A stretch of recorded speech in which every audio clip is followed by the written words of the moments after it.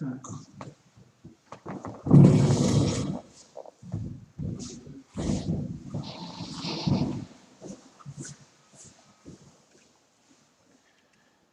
Good morning, everyone.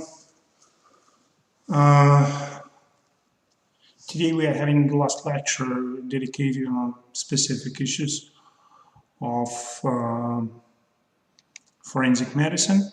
And today I'd like to start the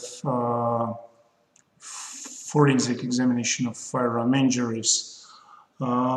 This would be a brief introduction to certain issues of firearm injuries.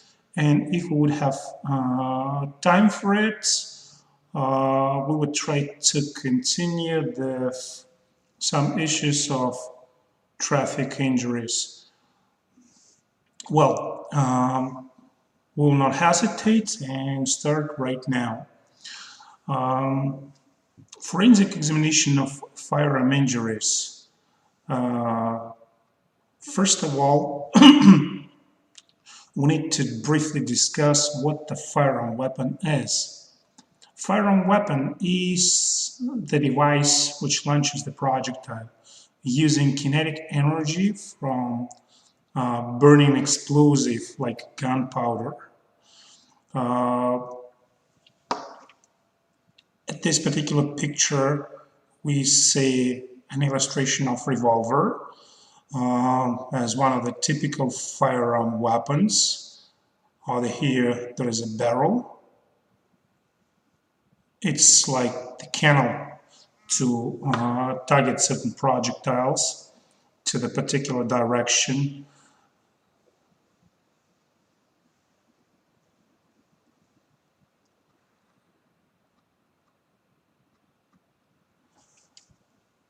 Over here, excuse me, this is the second slide. Over here, within the cylinders, there are cartridges or rounds. On next slide, we'll discuss it in details. There is a hammer to hit the bottom of the cartridge case and to ignite, to initiate burning. Over here, there is a trigger to pull it, and then the hammer hits the bottom grip, and many other items which are highly dependable on a particular type of firearm weapon. But anyway, the principle is the same. Cartridge is a little chamber where the gunpowder or another certain type of explosive is charged to, and it is fixed to the bullets or another projectile. At the bottom, there is a primer, highly explosive substance, little chamber with highly explosive substance, which is being initiated by the impact or even a pinch. It sets fire to the main chamber of the cartridge, and due to explosion, due to explosive burning of this particular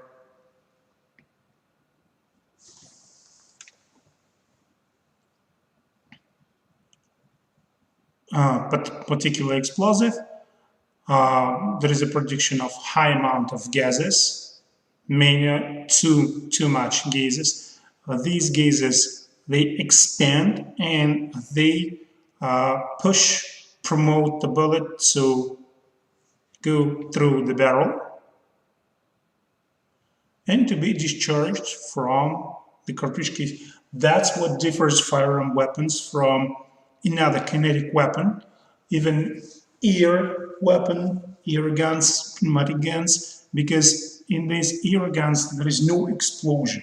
Explosion is that very specific sign of firearm injuries and shooting from firearm injuries, and it enables us to understand that there was shooting from firearm weapons.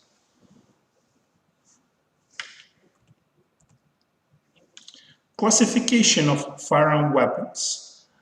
Firearm weapons could be classified by division them to certain groups. By their destinations, they could be divided to combat weapons. These are designed to be used in particular military activities. Basically, these are combat actions of different types. Service weapon. This is kind of law enforcement weapon, which is designed sometimes not to kill, but to stop, to immobilize the criminal, or to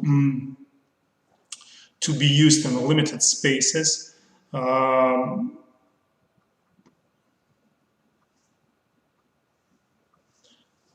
Self-defense weapon. Self-defense weapon, they also could be used for specific purposes of self-defense.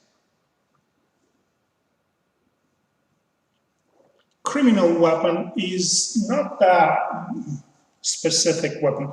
In most of the cases when we are saying criminal weapon, we are talking about the weapons which was facilitated to cause certain criminal activities. For example, barrels of the shotgun were shortened, or some modifications were made to enable certain criminal activities, like hiding a weapon, or maybe using semi-automatic weapon in a type of automatic when it's forbidden. Sport weapon. Sport weapon is the weapon which is used for sporting competitions, very special design. Hunting weapon is the weapon which is designed to hunt different animals, and depending on the animals they used to hunt for, they could have very different features and peculiarities. Classification of firearms by the charging and discharging system. It could be manual charging, then every next round is charged manually by hands. Semi-automatic weapon is the weapon which is using energy of the one shot to charge another round, but it cannot be used to shoot multiple times. For every shot, you must pull the trigger. Automatic weapon is the weapon where the one pull of the trigger launches the series of shots, and every next round is charged automatically by using the energy of the previous shot.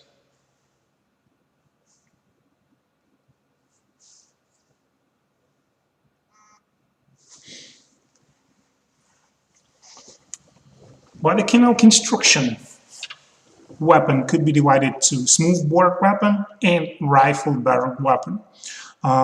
These are types of the weapons that have very different features. Rifle barrel, over here on the picture, you see the incision of the rifle barrel weapon. They have grooves, specific grooves, spiral ones. This is necessary to spin the bullets, to make the bullets spin and then flying. This enables stabilization of the bullet, and it permits us to shoot precisely, to target specific targets well. Smoothbore weapon is the weapon which has the barrel in a type of cylinder or cone. This cylindric barrel weapon also used for specific purposes, mostly for hunting or for shooting in relatively short distances. So it also has specific purposes. And depending on the projectile, firearm weapons could be divided to weapons that using bullets, using bullet is the single piece of metal or different types of metals. projectiles in a type of shorts or pellets. They could be of different size, depending on the purpose. If one hunts birds or relatively large animals, a typical projectile in a shape of arrows or irregular particles, whatever. And gas weapon. Also could be used to damage certain targets. It might have as the projectile some crystals of gas which is being evaporated in case of shot. Then due to burning of gunpowder, these crystals, they turn to little particles or even evaporate. Traumatic factors. What factors could cause trauma in case of shooting from firearm weapons? There are main or primary traumatic factors. These are bullets, pellets, hunting cartridge components. So these are items which are specifically designed to be discharged from the barrel. Second group are supplemental traumatic factors. This what accompanies shot, accompanies bullets and pellets. These are gunpowder gas, which is being produced and then gunpowder is burning. This is flame, soot, particles of gunpowder grains, particles of metal, and so on. Secondary traumatic factors are the fragments of obstacles which bullet is passing through. For example, woods, glass, whatever. And it produces many fragments. And these fragments, they also might cause additional injuries. Even at bones of the human organism, bony fragments, sharp ones, could damage surrounding organs. And the last group of traumatic factors is the firearm itself. Parts of the firearms. Sometimes firearm might explode when shooting, or it might have some kind of moving parts. And these moving parts, they also could cause trauma to the one who's shooting and some other people. Projectile as the main or primary traumatic factors, it of course causes traumatic action. And there are different types of traumatic action of the projectile. First of all, one of the most common is the breaking action. Breaking action is the action which is appeared to be probably one of the most important. We see breaking action as the destruction of the tissues. It is seen due to high kinetic energy. High kinetic energy is shared to the tissues, and it leads to destruction of the tissues, deformation of the projectile, and hydrodynamic effect.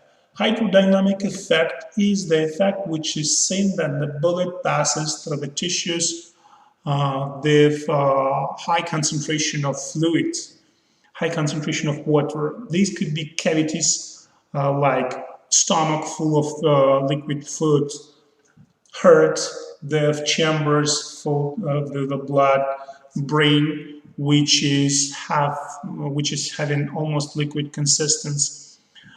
And this hydrodynamic effect is the sharing of energy of the bullet to various directions, not only to direction of the bullet motion, but to almost every direction. This is produces so-called cavitation, phenomenon of cavitation and sharing of pressure to all the direction. Due to this direction, it creates temporary pulsating cavities. These cavities are much larger than bullet itself.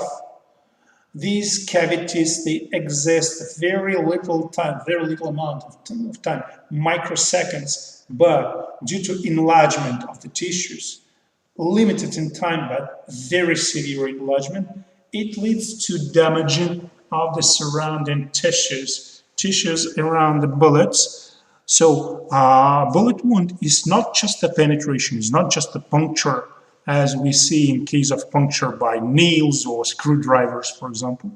No, this is very severe trauma due to impact of the bullets, due to sharing a huge amount of energy.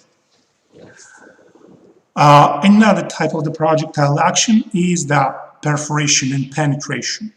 This is penetration to the tissues. This is what we can see. Then the bullet punctures the skin. We see so-called minus tissue defect. Over here in this picture, the yellow fragment is hit by the bullet and it is gone, it is absent. So when we examine skin after such an injury, we see no particular part of the skin. It is absent. There is no skin there. And this missed tissue is called minus tissue defect. It is the specific pattern of firearm injuries, but is seen then the speed of the bullet is relatively high, more than 250 meters per second. If the energy of the bullet is not that high, if the velocity of the bullet is not that high, we might see so-called cuneiform effect. Cuneiform effect is seen when the bullet is still able to penetrate through the skin, but it does not produce minus tissue defect. It does not destroy the tissue completely. It just tears it. It makes a rupture and goes through this rupture beneath the skin. And if the energy of the bullet is low, if the velocity of the bullet is low, we might see contusion. Then the energy of the bullet is not sufficient to cause damage of the entire layers of the skin. This bullet, just like the piece of the stone, might hit the body. But anyway, it might produce severe contusions. Sometimes the fractures of the laying beneath bones and damages of the internal organs. Or we might see this in case of shooting to once protected of bulletproof vests.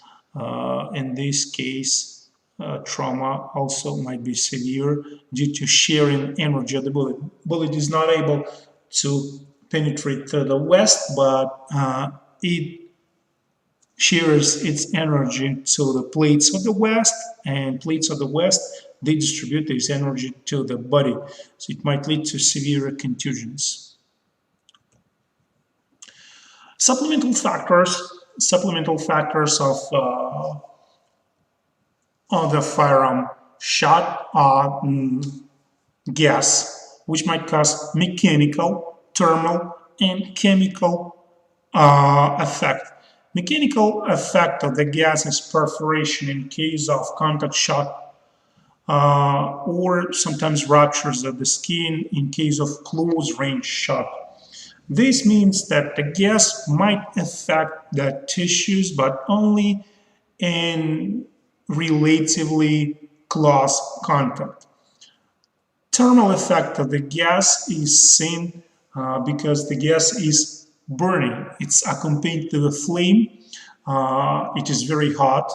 And we see burns of hair on the skin, and we see hyperemia of the skin if the one is still alive.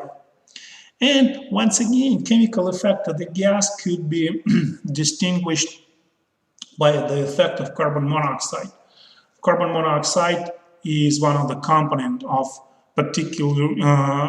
of partially burned gunpowder, too much carbon monoxide there, so it leads to production of carboxyhemoglobin and carboxymyoglobin, which are having pinkish color, of the blood, bright red color of the blood, and we see this if we see such a coloring of the blood within a wound.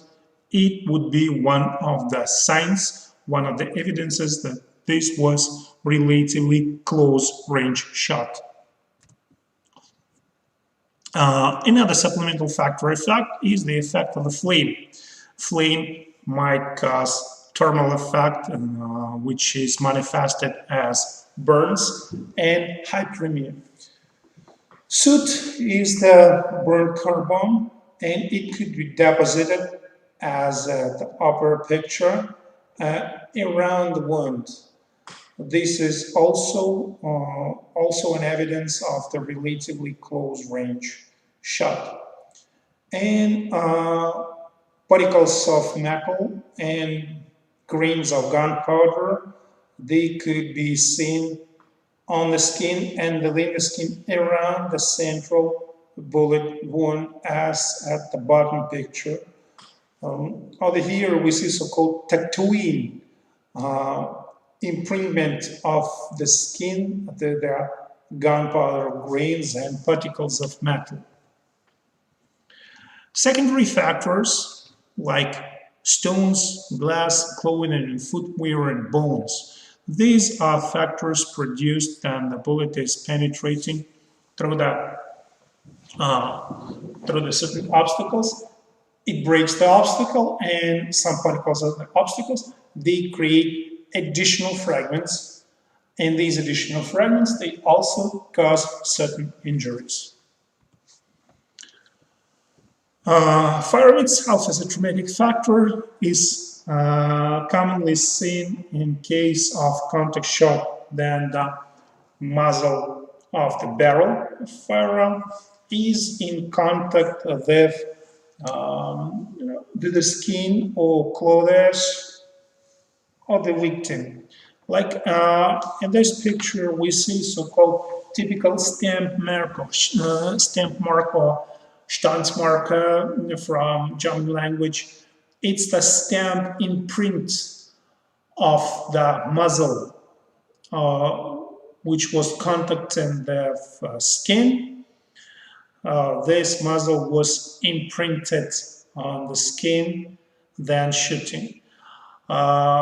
This is kind of surprising effect for some people, because most of the people know that firearm injuries is moving backward than shooting, not forwards. So it might not, it seems not hitting the skin. But indeed, what happens if the muzzle is pressed to the skin?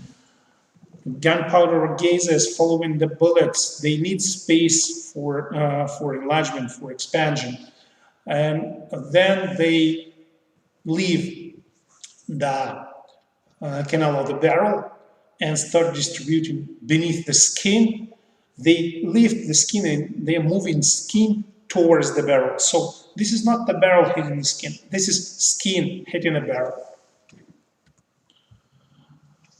Distances of shot, one of the important issues in forensic examination of firearm traumas.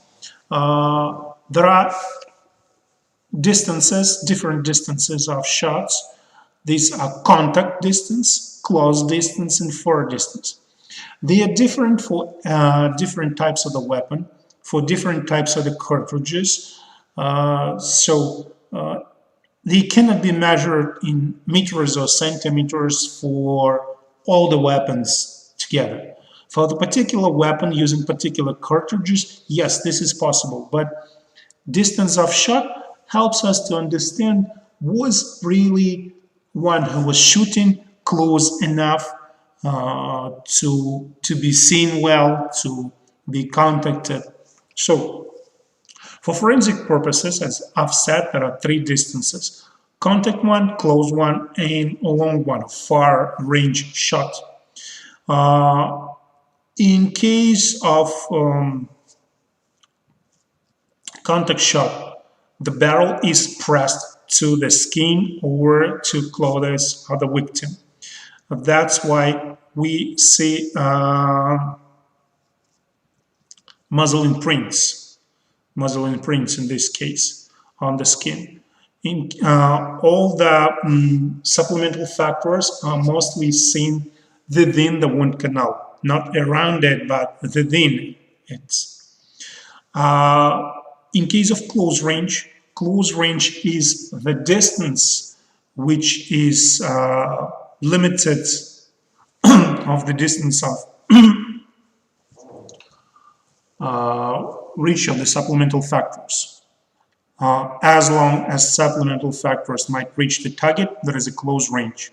If we see effect of supplemental factors, flame, gas, gunpowder, there is a close range. Then the distance is beyond the range of flying of supplemental factors. This is far or long distance. That's why close range shot is always accompanied with distribution of particular additional factors like soot, gunpowder grains, particles of metals around the wound. If in case of contact shot, they were mostly found within the wound canal. In a close range, they are found around the entrance wound. And in case of far range shot, there is no effect of the supplemental factors on the target. Just bullet or pellets affects the body. One of the another important issues of forensic examination of firearm injuries is the differentiation of entrance and exit wounds. Usually, the difference could be distinguished in relatively easy manner because they are really different, these two types of the wound. But in some cases, might be problematic. But in a typical cases, an entrance wound has round or oval shape of the inlet opening. In case of exit wounds, it could be stellate with many flaps of the skin arched, or might have the appearance of clefts, whatever.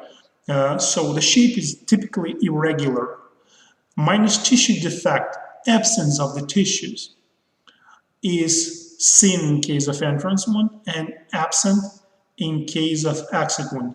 What does that mean? Tissue is torn, but anyway, if we would collect all the flaps, put them together, they would cover this opening. So no absence of the tissue. But in case of entrance wound, absence of the tissue is seen well.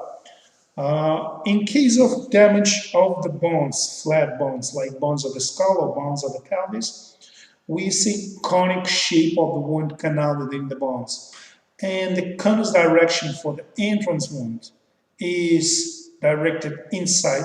That means that the larger base of the cone is directed inside to the same direction of the bullet motion. And cone direction of the exit wound on the skull is directed outside of the skull. Dimensions, size of the entrance wound is usually smaller than exit wound. Margins of the entrance wound are usually regular, and margins of the exit wound are irregular. Ring of the abrasion, ring of metallization, deposits, different deposits of additional factors and supplemental factors are seen around the exit wound and absent around the entrance wound. All of them, these deposits are seen around the entrance wound, but absent around the exit wound. That would be correct.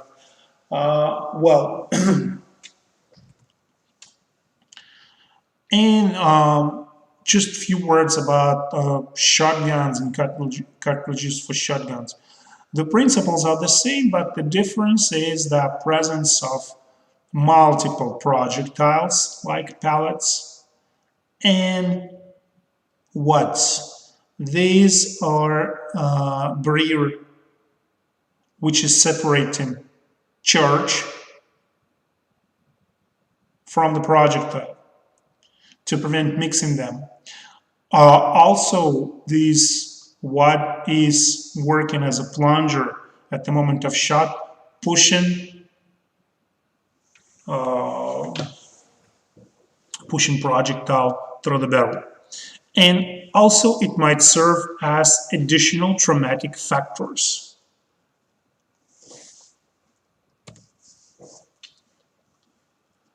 Out here in this picture, we see different distances of shot from such cartridges. At the first picture on the left, we see relatively compact effect. The distance was very long. The distance was relatively close. Compact effect. Most of the projectiles were acting as one single projectile, one single bullet. So that's why we see central damage and a relatively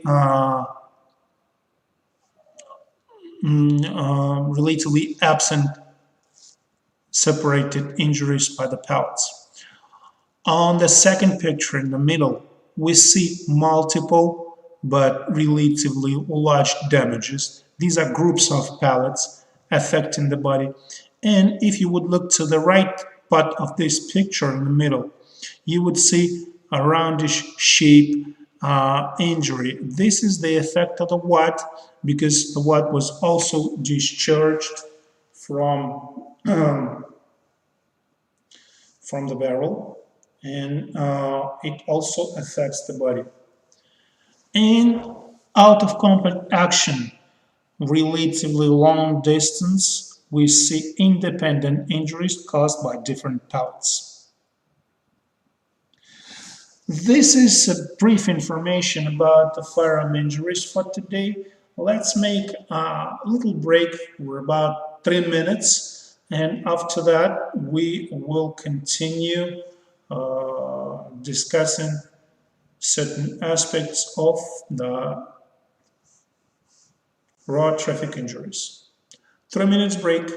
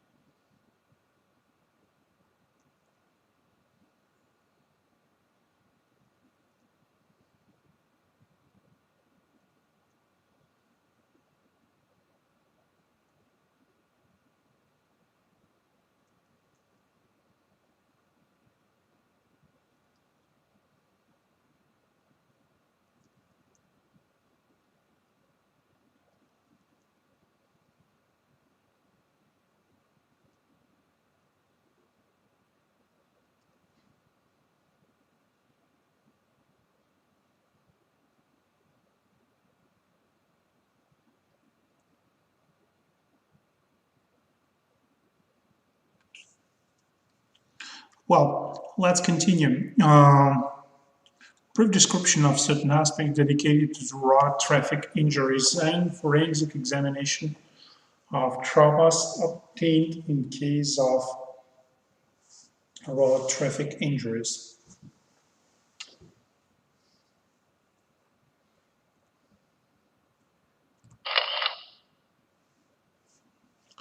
Road traffic, oh, excuse me, this is not exactly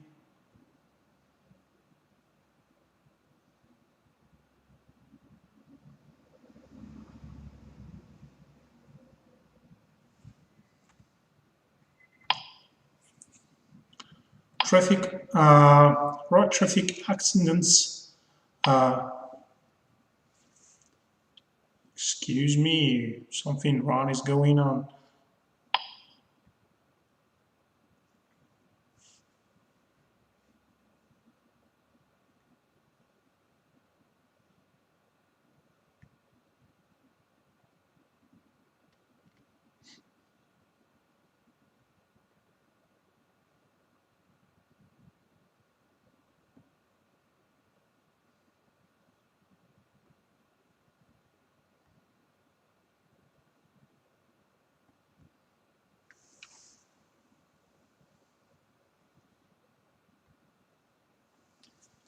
Well, let's continue.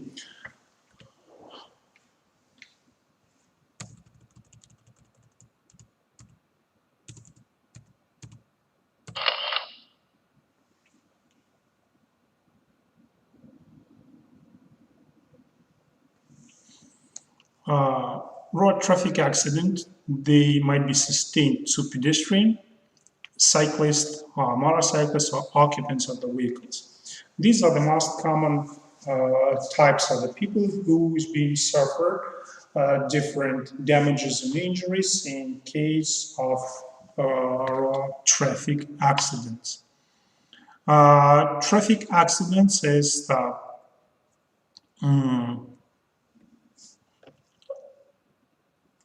mostly collision or run over by the car, which could be the source of different traumas.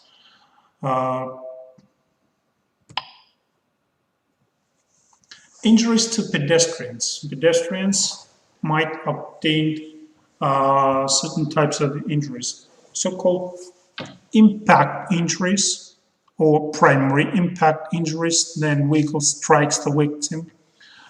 Secondary injuries, then victim is falling on the ground or striking another objects, another stationary objects. And run over injuries due to vehicle running over some part of the victim. These are most common types. Impact injuries. They could be divided to the primary impact injuries and so-called secondary impact injuries. Primary impact injuries are the injuries obtained due to initial impact by vehicle. This is also these are injuries which might have very specific pattern because different projections of the vehicle, different protruded parts of the vehicle might cause specific injuries to the particular parts of the human body. And height of the pedestrian, height of the car, height of the vehicle also determines site of the injury and even type of the injury. Secondary impact injuries are the injuries which are caused during the subsequent impact of the same vehicle but in other parts of this vehicle, not the most protruded, not the most prominent parts.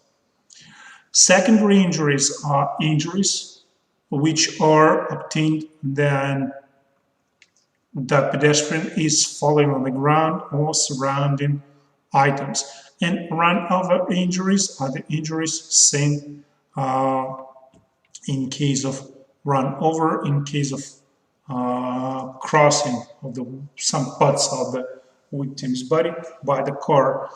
Severity of such injuries depends on the parts of the body which is being ran over, and it also depends on the weight of the vehicle, type of the tires, and type of the ground, type of the surface the victim is being situated on. These are so-called degloving injuries. Then the skin is being separated from the body, tire marks, burns, avulsions, and so on, etc. Primary impact injury is the so-called bumper impact. In most of the cars, the more prominent part of the car is the bumper, most protruded part. The bumper impact is seen at the level of the leg, usually on tibia or fibula, sometimes at the level of knees, and if there are children, this primary impact might be seen on aerial femur and pelvis. Secondary impact injuries, the middle picture, are seen when the one is falling onto the car, falling onto the vehicle, and being hit by the windshield, by the roof of the car, and any other parts of the moving car. And secondary injuries, the bottom picture, is seen then the victim is falling away from the car, falling onto the ground, or and other obstacles. In primary impact injuries, we mostly see primary impact injuries on the levels of the legs. Are they here? They are shown approximately. Importance of the primary impact injuries is that this particular part of the human body might bear some patterns of the most protruding parts. For example, some logos of the car or grid of the car might be imprinted on the skin, might be seen and studied by the forensic examiner. Most protruding part, the first one is the bumper, wing of the car, grill of the car, headlight, fender, radiator, or door handle, depending on the type of the impact. Is it direct or tangential? The body part which bears injury depends on position of the person. It depends on was the pedestrian struck by the front of the car or side of the car, was he or she standing on the road or walking on the road or laying on the road. If the vehicle was braking violently in the moment of impact, the front end of the vehicle dips down and the leg gets injured at the lower level if the vehicle was decelerating in a violent manner. It also depending on the leading wheels of the vehicle. Are these vehicles the front ones or the rear ones? Injury. Primary impact or injury is usually comprises of damage of the skin and fracture of the bone, so-called bumper fracture. The bumper fracture usually involves tibia, but it depends on the level of the fracture. This fracture usually has the shape of the wedge, and the base of this triangular wedge is indicating the site of the impact. And apex of the wedge is pointing towards the direction of motion of vehicle. Sometimes bumper fractures on different legs, they could be situated on different levels. This is evidence of probably moving of the pedestrian, walking or running or jumping at the moment of the impact. Over here on this picture, you could see the tibia with a wedge shape injury shown on the picture. The base of the wedge demonstrates your area of contact, and the apex of the wedge shows the direction of the car motion.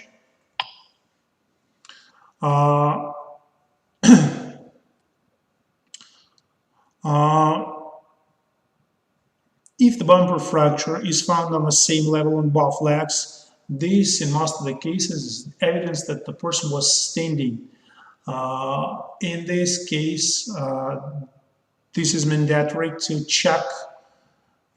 Actually, in all of the cases of the pedestrian injury, it's mandatory to check if the one is dead, to check organs of vision and organs of hearing, to make sure that the one wasn't blind, wasn't deaf, was able to see and hear approaching car.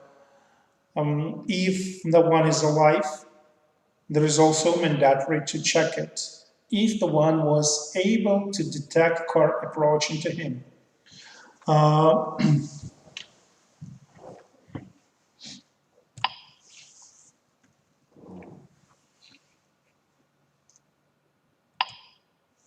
Secondary impact injury. Secondary impact injury is the injury which is seen when the one is falling onto the car, falling on hood or windscreen. And during this period, during this phase, one might get severe injuries of different parts of the body. But after the second impact injury, the victim will be thrown on the ground. Due to sliding, due to motion on the ground, one might obtain extensive abrasions, bruises, and lacerations. Sometimes severe damages of the skin due to impact on the surrounding objects. They could be accompanied with traumas of the bones and traumas of the internal organs.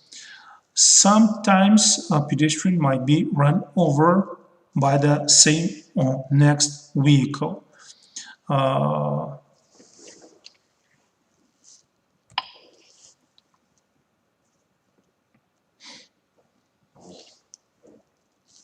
In case of run over, we might see tire marks, which are specific signs of run over. Tire marks, they could be found on both areas covered with the clothes and areas which are unclothed. On the skin, on the tissues, there are so-called negative tire marks. Now, these are bruises, imprints, and positive tire marks. They could be seen on both skin and clothes. These are particles of dirt, mud, different deposits from tire, which are seen as in case of soiling of the particular surface. As a result of run over, we might see specific injuries like degloving, separation of the skin, accumulation of the blood and tissue debris within these pockets of separated skin. At the same time, we see smashing and crushing of the particular parts of the body.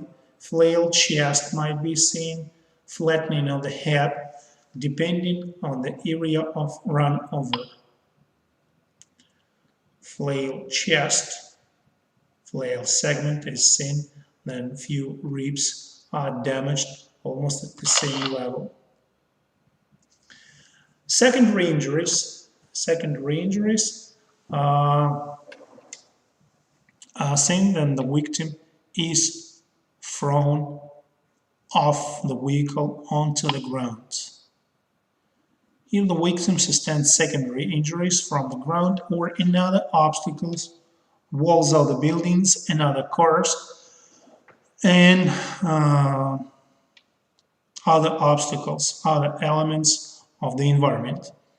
There are many types of injuries which might be seen after that phase, but most of them are injuries of the blunt impact. Traumas of the head, traumas of the vertebral column are very common for that period of of traffic trauma.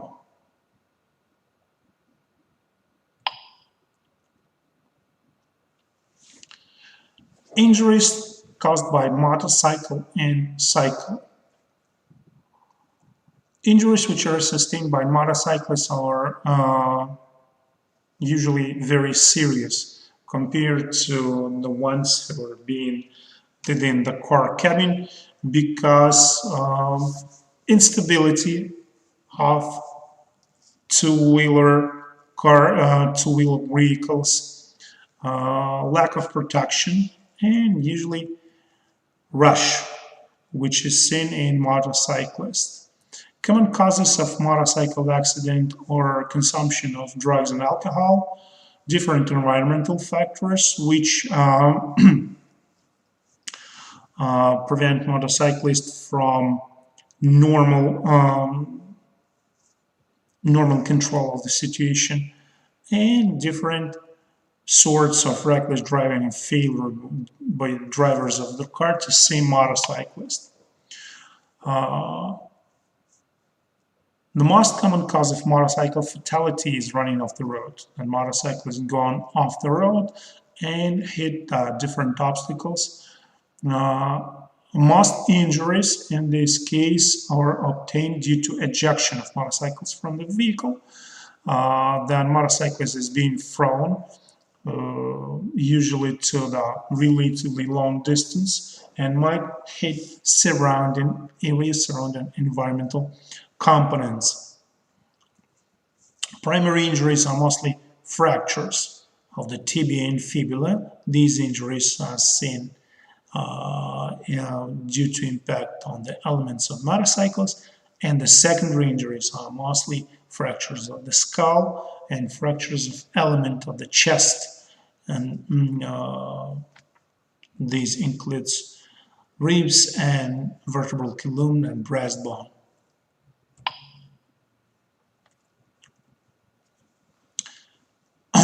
Injuries of the head are very common for motorcyclists.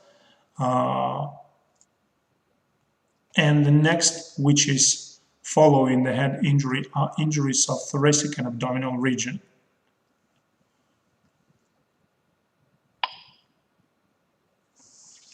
Following the side impact to the head causes fractures of the base of the skull, especially the hinge-type fractures. Impact on the face causes fractures of the facial bones, facial skull. Impact on forehead causes sagittal fracture of the base. Impact on the chain causes mandibular fracture and also fractures of the cervical part of the vertebral column. And impact on the crown of the head by fall may cause fractures of the ring. Specific fractures at the base of the skull, which has high fatality, severe fatal outcomes. And last part of the 2 days lecture to talk about injuries to occupants of the vehicle. Driver and other occupants of the vehicle. After pedestrians, they are most frequent casualties in road traffic accidents, because high proportion of the vehicles are occupied only by drivers. Ejection of the driver and passenger from vehicle is associated with significantly severe injuries or fatality, as the door often bursts open. Sometimes ejection of the driver and occupant of the vehicle, passenger of the vehicle, could be seen through the windshield due to breakage of the windshield, and driver and passenger being unbelted, unfastened. Rear seat occupants, they also have high risk of being ejected, and they also set a specific damage to other occupants of the vehicle, because rear seat passengers, due to the front impact, they could move forward and additionally load front seat passenger or driver. Pressing them making severe compression between the elements of the car and rear seat passengers. Injuries of the driver and passenger depend on the type of the car, type of the impact of the car crash. It could be front impact crash. This is seen when one car strikes another car head-on or strike a stationary object. Approximately 80% of the impacts. In this case, we see specific injuries of the driver. Driver obtains injuries of the face, obtains injuries of the abdomen by the steering wheel, fractures of the hands and wrists because the hands are situated on the steering wheel in most of the cases. Fractures of the vertebral column, basically at the cervical region, traumas to the feet and traumas to the hip joints because lower extremities are usually situated on the pedals, and due to effect of the pedals, these parts of the body might be damaged seriously. Front seat passenger usually obtains trauma of the forehead, parietal areas because of high flexure of the cervical column, fracture of cervical column itself. Fractures of the bones of the hands and wrists are less common. Trauma of the abdomen is also less common, but the trauma of the front part of the thoracic region is relatively common due to impact of on the protruding parts of the car. There are also seen traumas of the knee at the areas of knee joint and hip joint and fractures of the femur.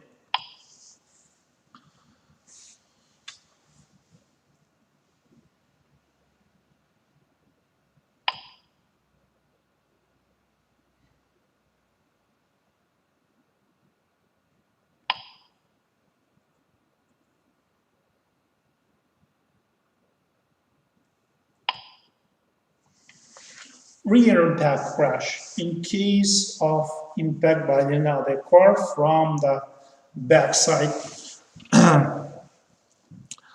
low velocity rear impact are relatively common and they are perceived by the most of the drivers as something of negligent danger, but sometimes they could cause, even the low velocity rear impact, they could cause severe traumas like whiplash injury and fractures of the neck. It seems to be they're rare in a low velocity, but sometimes, if not fixed properly, they could lead to serious complications and traumas.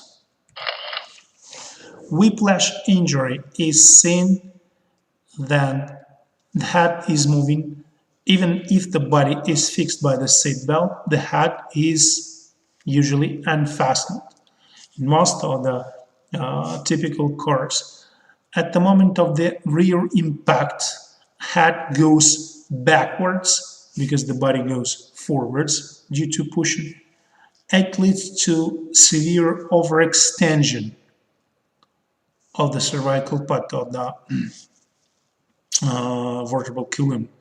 But next to it, head goes forwards, sometimes even elongating the neck, pulling the neck, and which had been overextended before. And due to this very fast motion, initially backwards and then forwards, like a whiplash motion, it might cause to crushing of the bony fragments, ruptures of the ligaments, and ruptures of the intervertebral cartilaginous discs. This so-called whiplash trauma might be often accompanied by the traumas of the spinal cord or even certain axonal pathways. And that's why it might lead to severe nervous disorders after the trauma. The typical type of the rear impacts, basically of relatively low motion rear impact, but it is seen as the result of negligence than driving.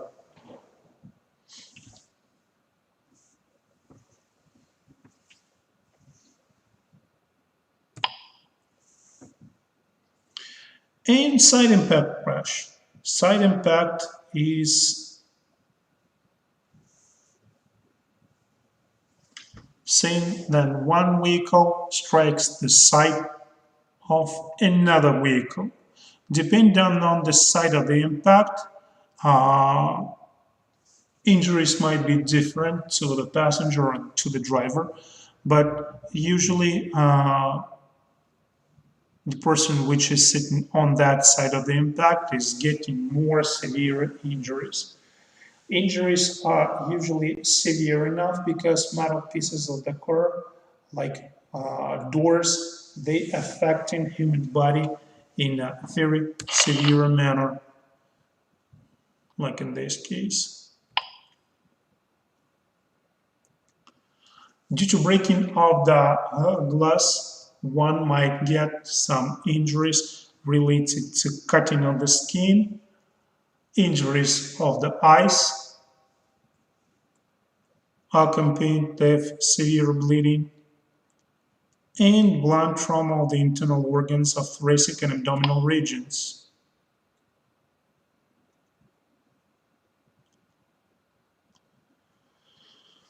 Roll over crash, run over.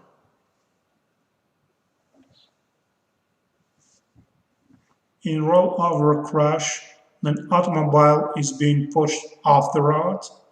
It might roll and might, in this case, if the pedestrian, if the passenger there is unfastened or the driver not fixed properly, injuries might be very severe.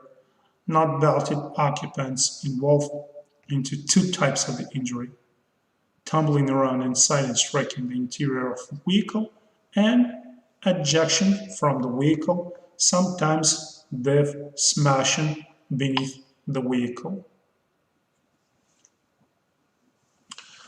Role of the seat belts and airbags. These safety features are designed to prevent severe injuries, but they also could be the source of danger. As you can see at this picture, it prevents impact on the face of the driver to the steering wheel, but at the same time airbag and then being expanded also might cause additional traumas, but not that severe as what would be if the one would hit the steering wheel. Wearing seat belts indeed reduces risk of fatal injuries to the front seat occupants almost by half.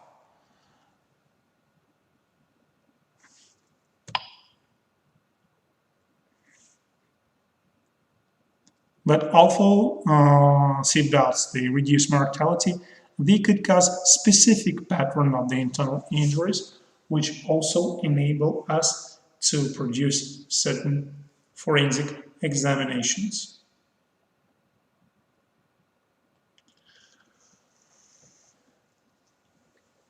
This is what was tended to be taught today. Today was your last lecture dedicated to the specific issues of the forensic examination. Lecture course is over. And those of you who have your practical, so-called practical classes, have your practical classes passed, with no depths to be completed, you might consider yourself as the one who had passed the course of forensic medicine. If your practical classes are only upcoming, get ready to them. You might use your lecture course to get prepared. But this is not the only source of information. Don't forget to use books. Don't forget to use information which have been given to you for particular classes. And see you on classes. Thank you very much for your attention. That's it for today. Thank you.